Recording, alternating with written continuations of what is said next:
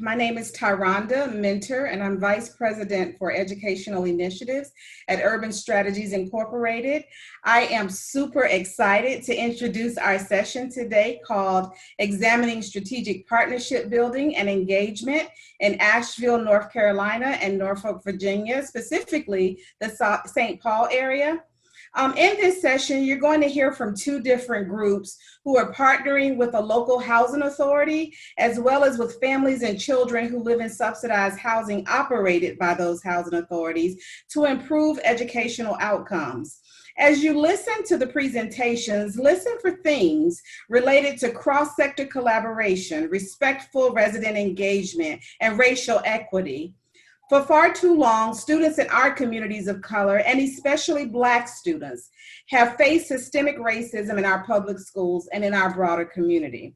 And apropos to what we have experienced for decades as Black people and are finally having conversations about in this country today as a result of the murder of George Floyd, today we're going to share tools that we use in our education work to hold ourselves, our educational partners, and our school communities accountable to ensuring that race cannot be a predictor of student success in communities where we work.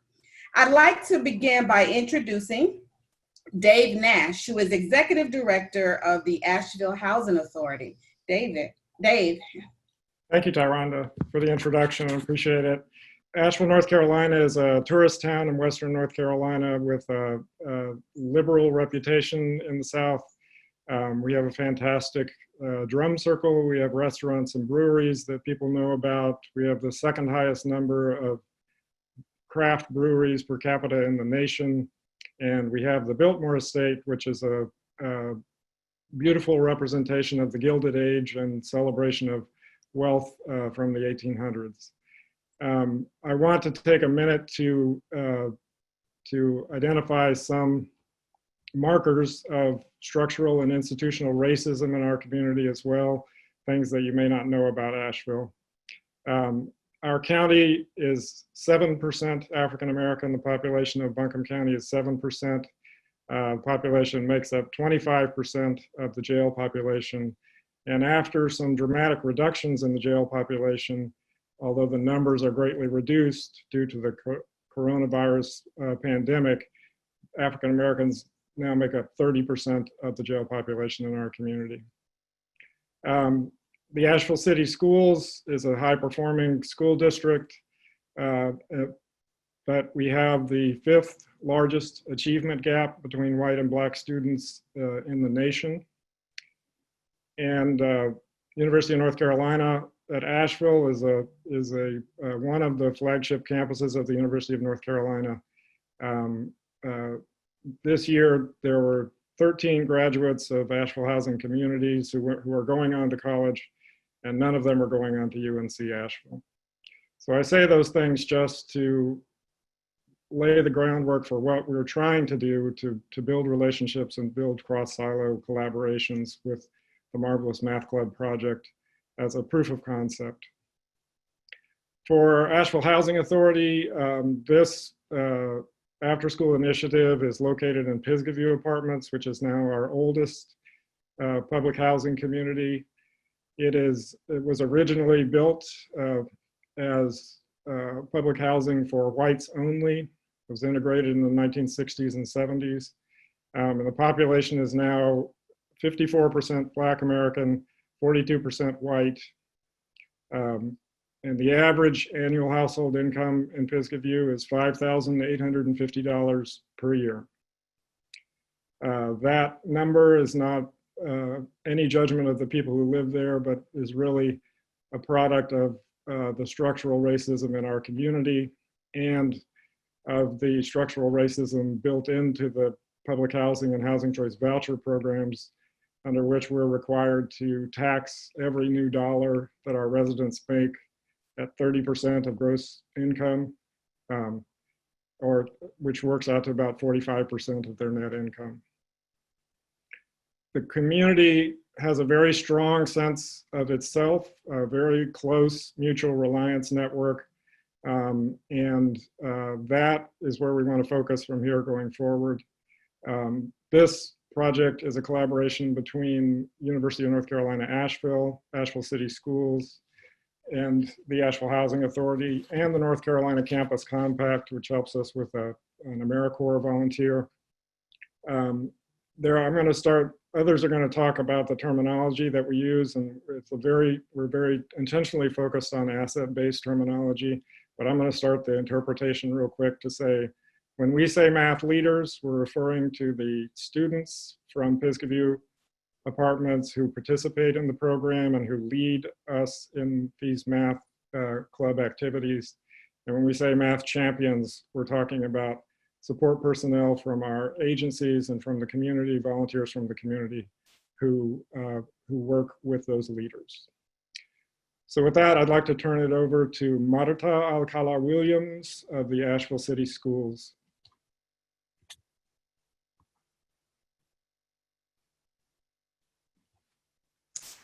Thank you, David. Good afternoon, everyone. As David said, my name is Marta Alcala Williams, and I have many hats in Asheville City Schools. I am the co-chair for racial equity for Asheville City Schools, and also the parent, family, and community engagement specialist. So just wanted to tell you, first, I just want to take a moment and appreciate and say thank you so much to Taronda for opening up, recognizing and witnessing all that is happening in the world with us today, right now, and how much I appreciate you putting it there in the forefront so that we actually know what it is that we're talking about and how we're going to tie it in. So thank you for that. So now to happier moments, at least temporary. Right, Marvelous Math Club is exactly what we're saying, right? It's a club. It's not an after-school program. It is not more of the same. It is a partnership with University of North Carolina, Asheville, the Housing Authority, our AmeriCorps Vista, and then of course, Asheville City Schools. And what is so unique about Marvelous Math Club is that we did not come into the community and say, you know what I think you need? I think you need GED classes. I think you need blah, blah, blah. I think you need more of the same, right? We said, what would be beneficial to move the community forward? And the family said, we would like a math presence. Okay, tell me more. What day? Mondays. What time? Right after school. Okay. Who can we partner with? Who are the leaders of the community? Because it has to be run by leaders of the community. We are guests. So what would that look like? So we began to have those conversations, and pretty soon we kind of started moving in that direction. I'm going to rewind just a little bit just to tell you about how important language and practices are, that when all of the partnership with UNCA and Asheville City Schools started, we had a flyer that said free homework help. And we were not having a lot of people show up. And so I checked in and I said, you know, can we talk a little bit about what's going on? Because the community asked for this and we're not having the numbers that we expect when a community is asking for something. So could you talk to me about what's going on? Can you invite me to your next meeting? And I was invited, and I wanted to see the material, you know, what does the flyer look like? And so when I read, ooh, free homework help, and I said, would you like to go to free homework help? If you are Black, if you live in housing, if you are considered part of the achievement gap, right? Why in the heck would you want to get off of the school bus and go for free homework help? That implies that there's something the matter with me, right? So I said, let's not do that. Let's do something nicer than that. Well, what should we do? You know, and so we started coming up with different names. And I said, first of all, what about if it's a club? Okay, well, what about Marvelous Math Club, right? And everyone bought into it and all of that. So then the next flyer said, you know, Marvelous Math Club, celebrating math, developing relationships, building leaders. Does that call your attention? I want a little bit of that. I want to be a leader. I want to understand what happens in a club, right? Very different and really important. So I am going to tell you just a little bit about, we did do a little bribing, and we said, hey, if you fill out this flyer, the bottom portion, you can turn the bottom portion in for a surprise. right? It was around Halloween time. So they did bring it and we traded in for candy. We don't do candy at Marvelous Math Club, but that day we did. And then the next one, we were like, oh, now it is Halloween. This time, if you bring the bottom portion, you can bring your costumes and turn in the bottom portion for a prize. So there it began. Next time we had 8 students, then we had 12, then we had 15, and now we have between 35 that are not registered, are not signed up. They are not referrals. They are not disenfranchised, marginalized, at-risk youth of color that are so broken and need so much help and support from us rescuing them. It's the leaders choose to come to the club because we're building relationships, because we're learning how to be with each other, because we are showing ourselves in a way where people are not used to seeing us. And we want and demand that respect because we are leaders. And then we're playing math and enjoying it and taking the stigma and the fear away from, you can't do math, right? So I'm saying all of this for us to be really thinking about it, that if I say nothing else today, is that when we leave this call, that you really recognize how important your words are and how impactful it is. So with that, I'll say asset and justice-based language. How is our partnership with teachers? Teachers have given us such positive feedback. I don't know what you're doing, but please don't stop. I had one of the leaders come in and said, Miss So-and-so, do I look like I'm dressed like a leader? And she said, absolutely, yes, you are. He goes, good, because I'm a leader at Marvelous Math Club and I want to be a leader in my school too, right? With my button-up shirt. Another teacher said, you know, so-and-so, every time I mentioned take out your math book, she would hide under the table. And then now, every time we say we're going to do math, she's excited and ready because she sees herself as a mathematician. What changed was the attitude, the narrative, the lies, right? You are not part of the achievement gap. You are not broken. There is nothing the matter with you. You are amazing. You are unique. You have so much to give. You are a genius. And all we have to do is engage you in wanting to open that up.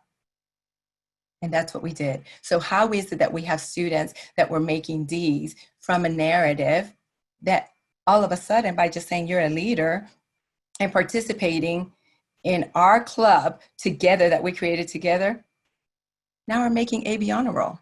What changed? So asset and justice-based practices. What we talk about here is, you know what? I could say, Miss So-and-so, could you help me with the blah, blah, blah? I am requesting it. But when you come in and you tell me that I need help, there's a power dynamic. Don't come help me. I will tell you if I need help. Offer support. Give me opportunity. Open it up for me. Don't say improving, say growing. Right? Change it so that I feel that you see me and that you know that I am important. So here are some of them. So instead of help, we say support, encourage, beneficial. Instead of needs, how many of you have heard, we got to do a needs assessment? So disrespectful, right? But instead we talk about the priorities, the interests, a power analysis. Every community has power. Just because it doesn't look like yours doesn't mean there's no power there. Don't fix anyone, validate where I'm at. Minority. What does minor mean? Less than, idiot, a state of being always. Who wants to be less than always? Raise your hand. No one. When we talk about tutor, it's not a bad word. It's just that it sinks in as there's something wrong with me. I need help, right? So if I came into your classroom and I said, knock, knock, I'm here to, or Jenny's tutor is here, what do you think the rest of the class is feeling? That Jenny needs help. What if I said, hey, Ms. James, Jeannie's champion is here. The students might be like, what is she doing? I want to go, right? And people say, yeah, but those are just words. I said, no, you begin to shift the culture. You begin to shift all of the feelings and the emotions about it. Being good, improving, all of those things. Pay attention to this. And this is yours to keep. Work on them. When you're writing a grant, when you're talking about families, use asset-based, because we all want to be treated that way. I don't know how I'm doing in time. Support me. Oh, all right. When we're thinking about justice-based practices, we have to be very intentional, because kids know, leaders know, they can tell if we're real or not, right? And so we are being so intentional to say, I see you. I am so excited. What do you think should happen? How would you do this? I want you to teach me. You know what? I did this a long time ago and we did it so differently. I want to learn your way now, so that we can partner in that and open up and allow that leader to explore the many ways that they want to learn. And then we partner in that. And then we do it together, right? I don't care what it takes. Push-ups, look at us right there having fun, right? It's all about having fun. You can multiply and you're in kindergarten because you're doing the monkey bars. And I say, you're going to count by twos? 2, 4, 6. I said, you just did timetables. No, I didn't. I'm in kindergarten. Yes, you did. So I will share now with Mackenzie so she can tell you a little bit about how it has impacted the champions that are part of UNCA. Mackenzie? Hi, how are y'all? So a little bit more about the framework with Marvelous Math Club is that we focus on only the positives around everyone and everything. We are there to create a safe space for these elementary school age students to feel that they can grow their math skills and their leadership skills and just be accepted mentally and physically and emotionally as they are.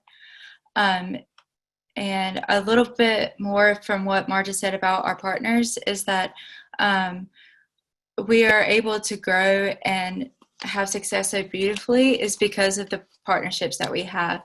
And I'm a AmeriCorps Vista, and my hosting organization is NC Campus Compact, and who is a network of higher education institutes who are committed in civic duty.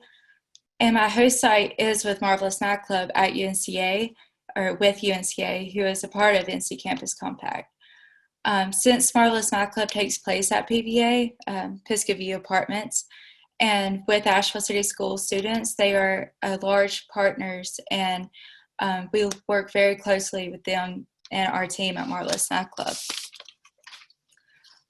A little bit more about the impact with college students as math champions. Math champions are also referred to as our volunteers.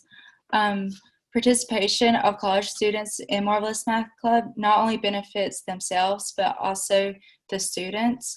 The students are more quickly to gravitate towards someone who is a younger adult and can relate to more things. And it's also, for the college students, it opens up being more socially and culturally aware.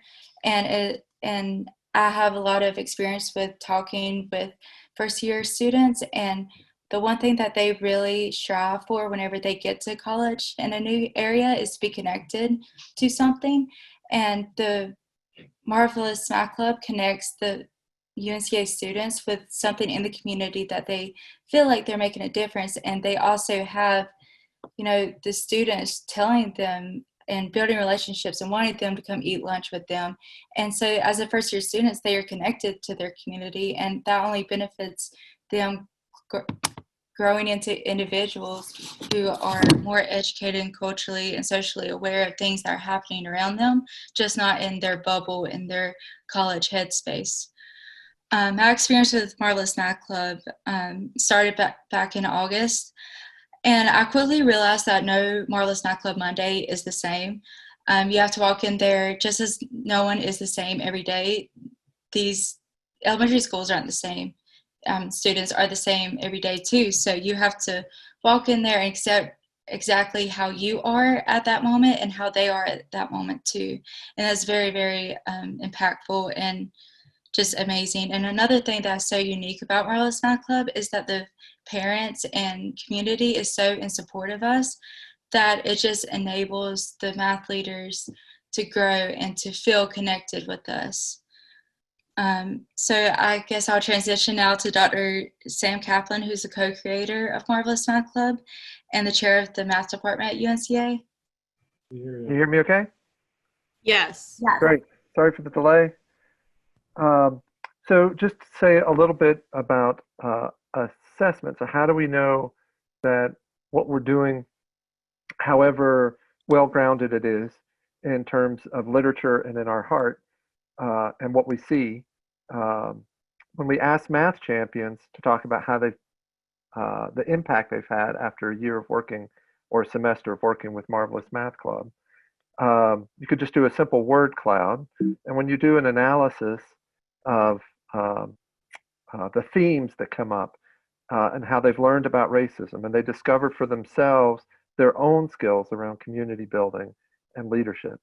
And the third main theme that shows up is recognition that there's different styles of communication that are effective, not just in teaching, but just relating to people. These are important things for all of us to learn, and it's added impact for the champions. When we ask champions to just give a one-word summary, like describe your experience with Marvelous Math Club in one word, we see a bunch of different words come up, but loving, energetic, uplifting come up most frequently. And these are all wonderful things to see. Asheville City Schools and grantors really want to see the impact in terms of grades. So 3rd, 4th, and 5th graders, these are all grades from last year since we don't have a full list of grades from this year. Let me just go through this chart with you very quickly. It starts at the bottom. At the bottom, there are 3 groups. You have 3rd, 4th, and 5th graders who live at Pisgah View, but who are not involved with Marvelous Math Club. They're sort of the 0 column there. Then in orange are all of the folks who came mostly starting the 2nd semester or 2nd half of the school year. And in blue are the math leaders who came the whole academic year. And if you start with the 1st quarter, they're all within a point of each other. So they're all starting in the same place with their math skills at the very beginning of the year, 3rd, 4th, and 5th grade. If you scroll up to the top with your eyes at the end of the year, we see that the students who came to Marvelous Math Club over the course of the entire year have an average score 10 points higher than those who weren't involved with Marvelous Math Club at all. And those who came even half the year had an 8 point. And so people who want to give money, this is the kind of thing that they're looking for. And here's some contact information, although there's more information available certainly at the app. And we'll also have a presence on Facebook and Instagram. And we'll be around at the end for any questions that you may still have. Next is Zubin Adrianvala, who is the Senior Project Manager for the Office of St. Paul's Transformation at the City of Norfolk. I wonder if everyone can hear me. We actually had a little change of plan, and we have Kim Thomas going first. So she's the one who's going to get started first. Kim Thomas. Good afternoon, everyone. Can you hear me? Yes. All righty, let's get into this. So Norfolk Redevelopment and Housing Authority is the largest redevelopment and housing authority in the Commonwealth of Virginia. It was founded in 1940, and we currently have a staff of about 300 professionals who work within our city and our neighborhoods to continually renew and revitalize the city. Norfolk Redevelopment and Housing Authority portfolio includes about 7,000 units of low-income and assisted housing units. NRHA also administers the city's homeownership program. Norfolk is a city of about 250,000 residents. By racial demographics, the city is balanced with about half of the residents being white and the other half being Black. There are smaller pockets of other racial and ethnic groups within the city as well. But with that being said, over 90% of the St. Paul's Choice neighborhood area live in one of our 3 large public housing developments that encompasses a few hundred acres right in downtown Norfolk. And Zubin will be talking more about the Choice Neighborhood Initiative, but just to give you an overview, this downtown several hundred acres contains our 3 of our larger public housing communities, which account for about 1,700 low-income public housing households and equates to at least 4,200 residents that are accounted for in that total population. To the west of the city's downtown district, there's a local harbor, as well as a lucrative arts district, which are both areas of prosperity. And you can see that they are right on the cusp of the St. Paul's area where the public housing communities lie. To the east of that is Norfolk State University, an accredited and thriving historically Black college, which has been a pillar in the city since the 1930s. To the south of Norfolk State is the Chesterfield Heights community. Now this community includes one of our public housing communities, or former public housing, now project-based communities called Grandy Village. And this is one of those communities that we are looking for transformation and change as well. This community is currently going through its own transition as a recipient of a Rockefeller grant, Rockefeller Foundation grant to address flooding and environmental sustainability, as well as the use again of PBV vouchers. And we see that we have data and outcomes that really look like that community is going to have some great uses of their resources and services that is really putting a lot of our residents on the path to self-sufficiency, and not just self-sufficient, but self-reliant. In May of 2019, HUD awarded the city of Norfolk a $30 million Choice Neighborhood Initiatives grant to spearhead the activities to close the divide in the St. Paul's area. Now, Tidewater Gardens, or formerly called Tidewater Park, is the neighborhood that was chosen for this C&I grant. And we are working on transforming this community with a three-pillar approach, approaching housing, neighborhoods, and people. Now, this community was built in the 1950s, in the mid-1950s, and it has about 618 units of family housing in its reach. But it's important to note that one of the areas we are addressing, of course, is the housing, that it's built atop a filled creek. It was intentionally built atop a filled creek. And right now, more than half of that community lies in the 100-year floodplain. Just a little more about Norfolk and the surrounding community to Tidewater Gardens. We are famously known for the Addicts Theater, which is called, often referred to as the Apollo of the South, where lots of entertainers of a much earlier generation got their start. It is historic for its civil rights movement, as well as the omnipresent faith-based community that stretches throughout the St. Paul's community. The picture in the black and white is actually a picture of folks who attended the United House of Prayer for Everyone, which is famous for its water hose baptisms. We have seen lots of new industry coming to our community. In fact, ADP came to Norfolk a few years ago, bringing thousands of jobs as its new all-inclusive headquarters. And we would be remiss if we did not talk about Norfolk and the fact that it is the home of the largest naval command in the world, and that we have the shipbuilding industry that surrounds all of anywhere in Norfolk that you can practically drive through. But to get to better, we have to address the past. And from equality and inclusion, environmental issues, and supporting our neighbors, this collaborative work with the city, NRHA, USI, and Norfolk Public Schools will be the springboard to increase education, economics, and mobility outcomes that will that will hold us accountable for working alongside the residents, our friends, our citizens, and those who choose to call Norfolk home. Just as a point of reference, these are some demographic points that we included in our C&I grant at the time of application. 84% of the families made less than 30% of the area median income that lived in Tidewater Gardens. 47% of the families have been in the community less than 5 years, and 30% of the families have been in the community 10 years or longer. I actually have a great relationship, and I would even call it a friendship, with probably one of our longest residing residents, Ms. J, who has been in our community since 1967. Also, just taking a look at other data points, median income is well below that of both the city and the Commonwealth of Virginia. The poverty rate is at 71% in Tidewater Gardens. Unemployment rate at the time of application was about 15%. We know those numbers have grown in respect to the COVID-19 pandemic.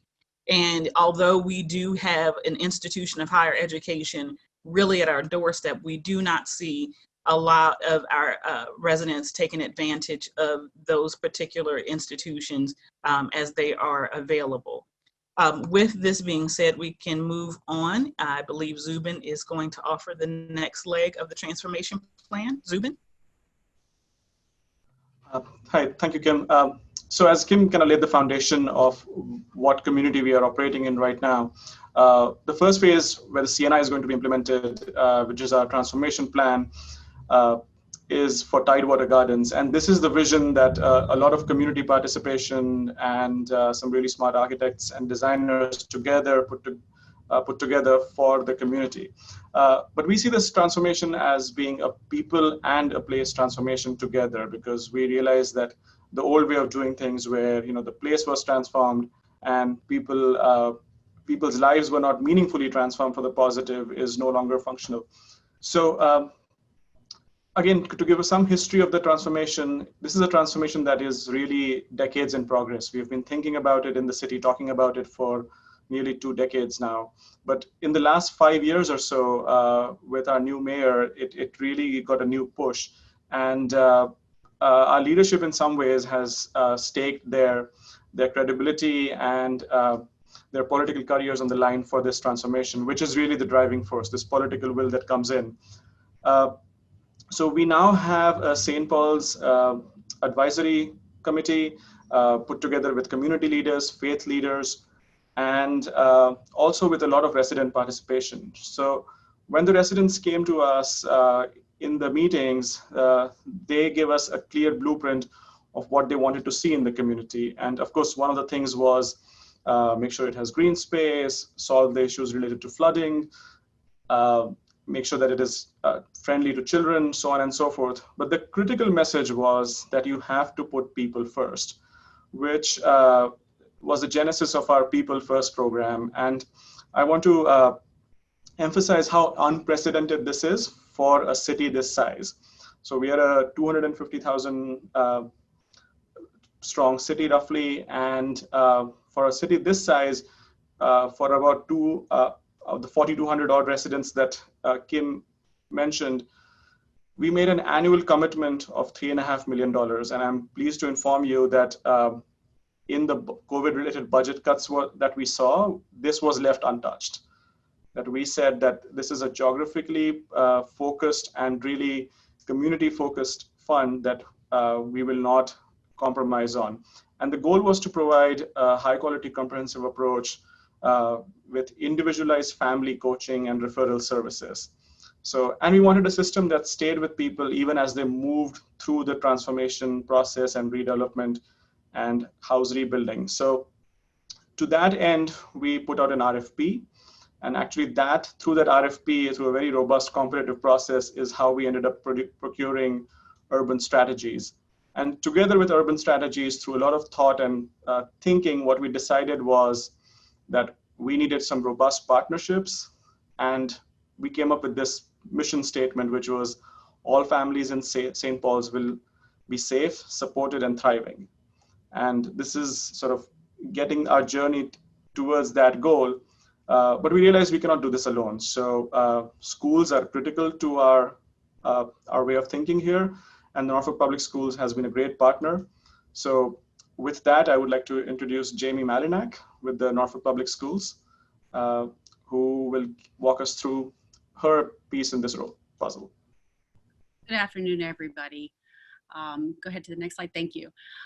So I am Jamie Malinak. I am Senior Director for Early Learning Title I with Norfolk Public Schools and the liaison between our school district and the Urban Strategies People First and City of Norfolk initiative as it relates to CNI grant. We know that to break the cycle of poverty, there must be a deliberate and focused effort on improving the quality of life for all people. In the educational sphere, we focus on working with families and community agencies from birth through graduation and many times beyond.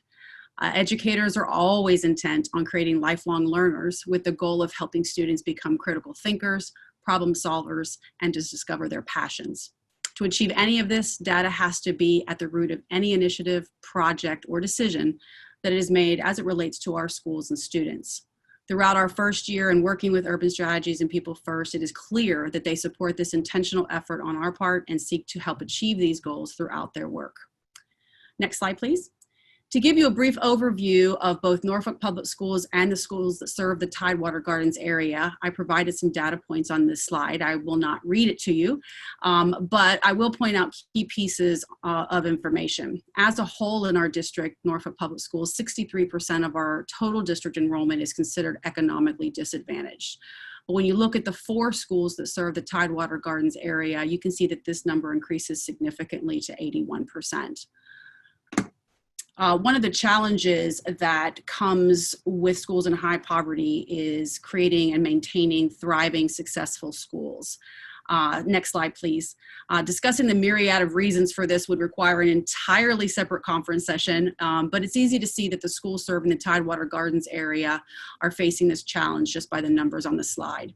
The 4 schools are not accredited by the state of Virginia, although it should be said that Booker T. Washington High School just missed full accreditation during the 18-19 school year and would have probably achieved this distinction if we had had our state testing this year instead of having schools closed for the pandemic. Now, this data that's on this slide is disheartening to anyone who works with children and families or lives in these communities.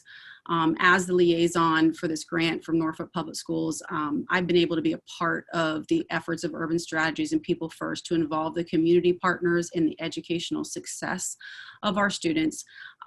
We have been intentional in involving the principals of these schools, the leaders in their buildings, so that they can share what their needs are and they can be part of the planning for the work of the community partners. As a commitment toward youth of this neighborhood grows and becomes more focused, we hope to see growth in the stability of the students, the schools, the families, and the neighborhoods. So with that, I will turn it over to Tyronda. I think, Actually, Or is it Christy? I'm sorry. it's Christy. Can you hear me? Can you all? Yes. You all can hear me. Okay. Hi, I'm Christy Stutler. I am Regional Vice President with Urban Strategies. And Urban Strategies is a national nonprofit. We use housing stability as a platform for supporting the galvanization of equitable opportunities for families who live in communities that are going through revitalization. And we work across the nation in about 24 cities, 40 neighborhoods. And one of the things that is critical to the way in which we take up our work is that even though we're a national nonprofit, we believe in and understand that every community that we work in, while there are similarities, there are also key differences. And so when we go into work in community, it's really critical to our work that we hire people from the local community. Very often we hire people from the neighborhoods that we are working within because we believe that people who are from community understand community in a way that other people may never do. And the other piece of how we work is we place a very intentional focus on ensuring that we're hiring people who are reflective of the families that we are working with. And truly part of what we believe and what we hold as a value is that in order to support any effort, you have to partner with people. And I think, Marta lifted that up about the way in which they partner with children. We very much want to partner with families. And we provide intensive family support using a trauma-responsive, strength-based support approach, and sitting down and understanding what is it that families want to achieve, what are the things that they're looking for, what are the opportunities that potentially have not been available to them before, and then we work to support the connection to those resources that will help them to achieve what those goals are. And we're really focusing our support around key areas: health, economic mobility, housing stability, and then of course education, taking this very holistic approach to creating opportunities in all of those areas that may not have been available to our families, and many of our families have had those opportunities denied to them for generations.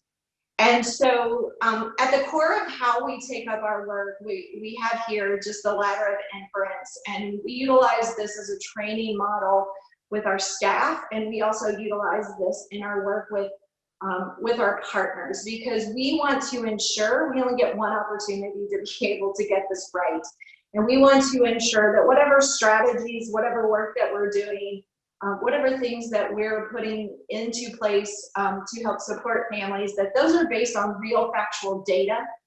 As Jamie said, we are very data driven. We want to ensure, because very often what happens is that as people are developing strategies or working with families, that if you're not utilizing data to drive those, to drive what it is that you're doing to identify what's working, what's not working, very often we base our work off of mental models, and that can be really damaging, and we can miss the mark. And so we use the ladder of inference as a way to frame our work. And so you see here at the bottom of the ladder, there's observable data and experiences. We all come in with those. We all come in with whatever experience we have with us, that whatever family we were raised in, the experience we've had with the world, and we identify data. There's a set of data in front of us. Our experiences will often impact the data that we look at. In the course of the day, you can't take in every piece of data you see around you, but our experiences actually drive what we look at and what we see. And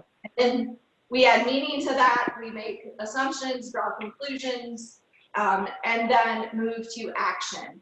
And our action then often comes back down here. You see this reflexive loop, and develops and gets embedded into our observable data and experiences. So we utilize this to help staff be aware of their own mental models and how quickly we move up that rung of decision making, which it happens in a matter of seconds.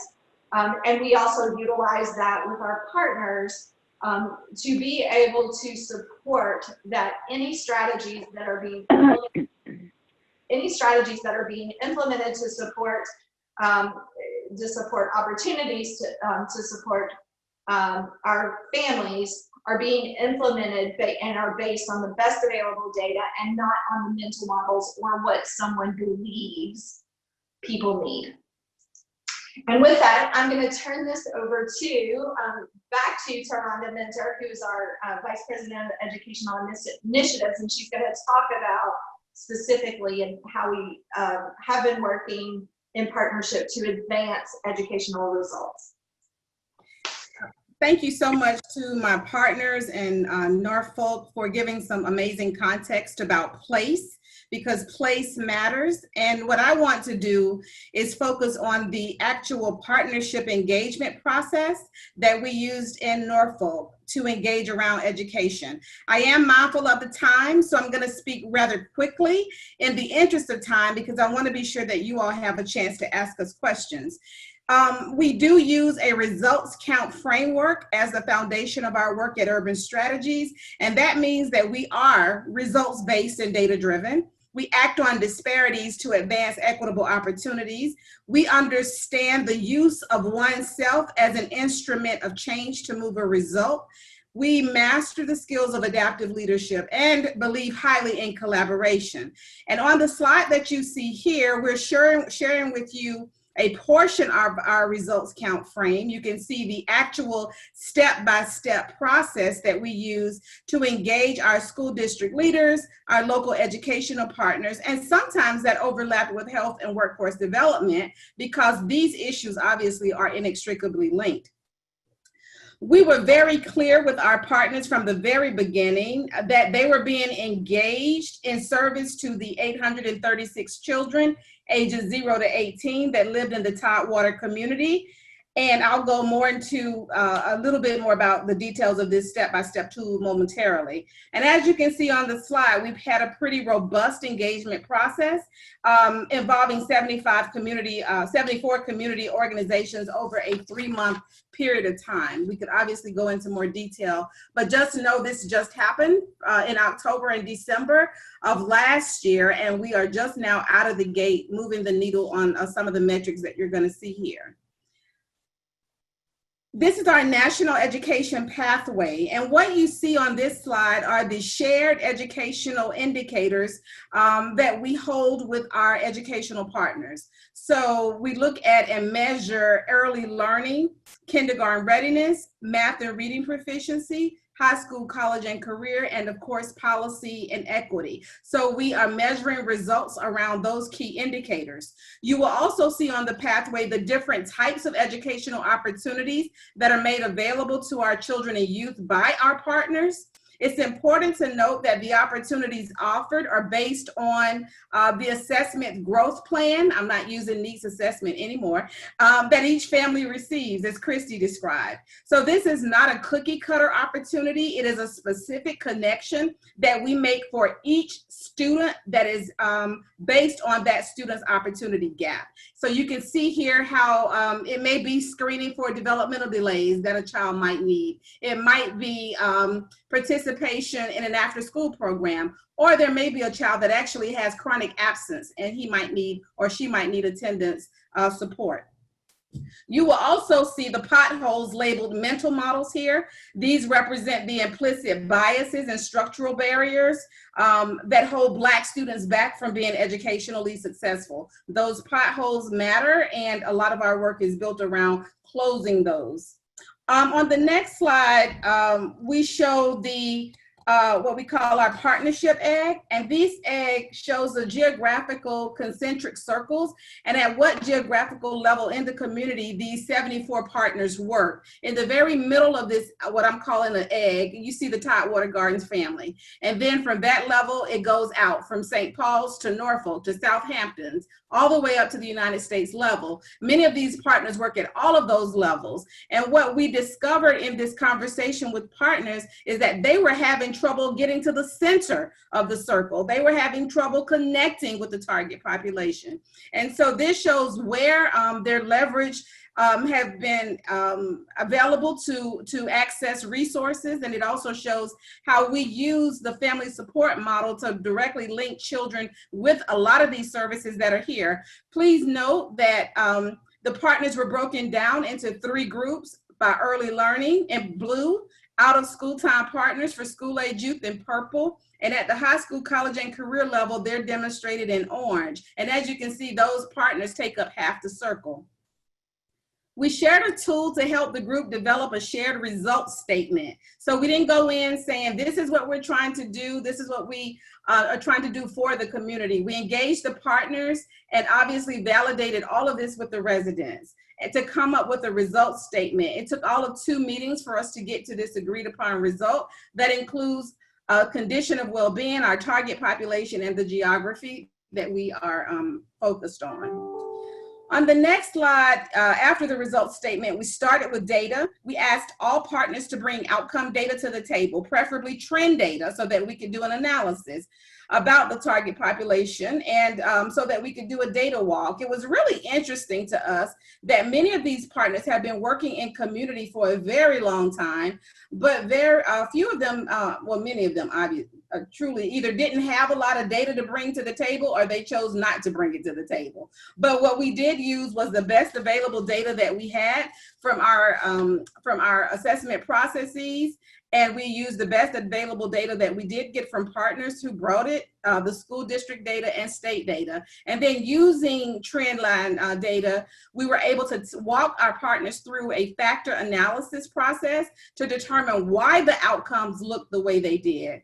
And so for the indicators I talked about earlier, we asked, is kindergarten readiness getting better? Is it staying the same, or is it getting worse? What is the story behind that data? And we examined both targeted and universal factors. And then we predicted what could happen if nothing at all changed.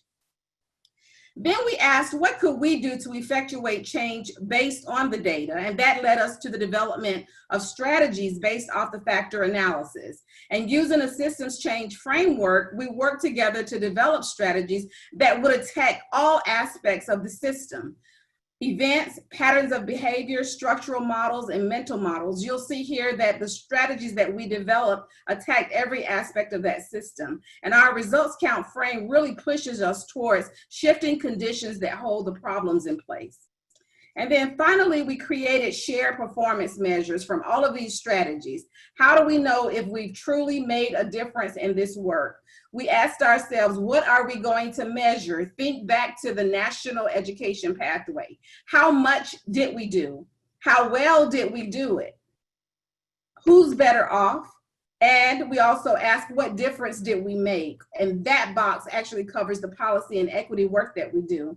What we do to ensure that we are focused on racial equity is we disaggregate all of our data by race, ethnicity, gender, grade level, and we go deep to make sure that our strategies are addressing those key areas where we see opportunity.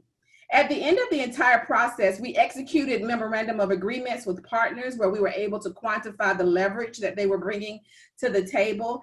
And we also moved towards making sure we had assignments around data sharing agreements.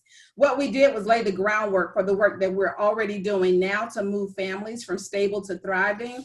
And so far, so good. Let me take a full stop because it's 3:58 and ask you to drown us with questions in the chat box. And I'm going to turn it back over to Abra. Thank you. Yes. So the great news is that a lot of you have been putting questions in the chat this entire session, and then the great and wonderful presenters have been answering them as we go. So I think at this point, almost all of the questions, if not all of them, that were put in the chat already have been answered.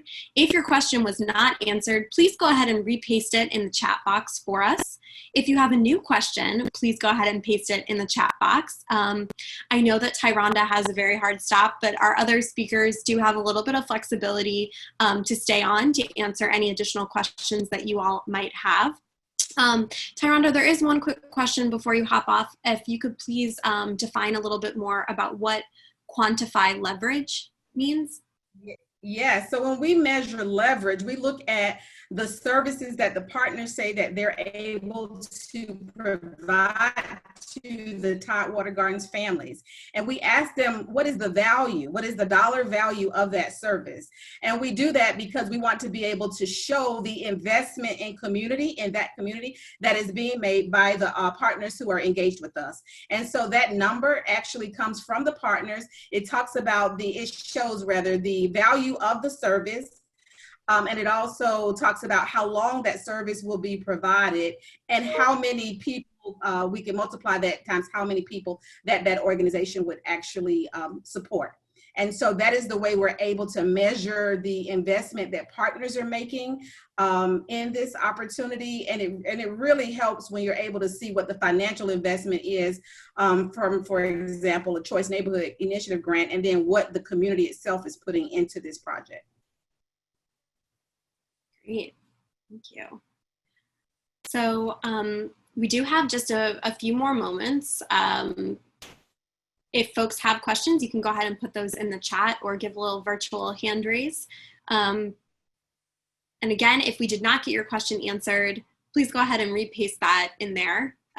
Things get a little lost in the chat occasionally. So while we're waiting to see if any additional questions come through, I would just like to say thank you so much to our fabulous presenters from Asheville, from Norfolk, from Urban Strategies. This is really a fantastic presentation. You all crammed a lot into a short period of time. So if folks decide at some point that they have follow-up questions, please be in touch through the app or through email with additional information to connect with these folks. I think this session was just such a great example of what can be accomplished with robust partnerships between the Housing Authority and the school district and city government and national nonprofits like Urban Strategies that are really working to connect those dots and make differences in the lives of the people that we're trying to reach. I think there was also some really great connects between if you were in the earlier education breakout about systems change around language and really how to approach this work with the residents that we're trying to reach. So hopefully for those of you who are able to go to both, that was useful and helpful framing for you. And if you weren't, again, we'll have these recordings available in just a week or so, maybe even sooner, for you all to revisit and share with your colleagues and really hopefully use this in your work going forward. So I think with that, I'm not seeing any further questions come through. Speakers, did you have anything additional that anybody wanted to add? Thank you for the opportunity. And Nicole, Yes, thank you, Marta. Yeah. I just want to say something really quick. I mean, obviously we had to cram a lot of things. And there were some questions about if we have folks that are paid and all that, and I answered that, but I also wanted to say that one piece that we do practice a lot also is self-care and modeling that for the leaders. And so that way, no one from Marvelous Math Club ever gets kicked out. And I think that's really key because a lot of Black students are so used to being suspended or kicked out or things like that. And so at one point they would push to see if it was true. And now we just say, you know, you can practice some self-care. That means go to your apartment for a little while, chill out. You can come back later. We'll be right here because we need to practice self-care because that's part of leadership. And there's so many other pieces, right, that we have to just go really fast. But I think that that's something that's really important because that's not modeled enough. We're just so used to the punitive piece, right? And how we just have to really be thoughtful and reframing of how we like to be spoken to and do the same with our community. And if I can pile on top of that a little bit, it's one of the things that's unique about Marvelous Math Club is because we are where our math leaders live, it's possible to say, hey, it's okay to walk across the street and take a minute at your apartment and then come back. You can't do that in a school setting or something like that. Absolutely. So I guess in the interest of self-care for all of you, we are reconvening back in the main ballroom at 4:30, but that means that we're hoping, or I'm sorry, at 4:15? Yes, at 4:15. But we would like all of you to make sure that you take a break, stretch your legs, get some fresh air, have a bite to eat if you can.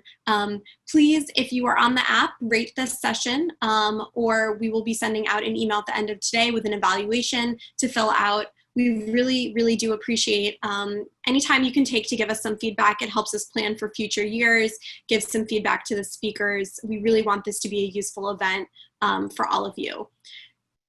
So there's some links in the chat session. We also have a reminder that we have a virtual happy hour happening after our wrap up. So would love to see you for that. That's a great chance to really network and meet with some of the other attendees. And there is a final request from someone who says they would really love to see the Marvelous Math Club expanded to DC. So sounds like maybe some replication happening in the future. Any final words from any of the speakers? I would just like to say if there are any housing authorities still on the call and you're interested in a partnership engagement process around education for your communities, give us a call. We're Urban Strategies, Inc. We're located out of St. Louis, but we're a national nonprofit. And so we have sites all over the country and we go where the opportunity presents itself. And I want to say thank you to Tyranda and the entire Urban Strategies and Norfolk team for collaborating with us on this. It's been an awesome experience. Thank you. Thank you. We've enjoyed it as well.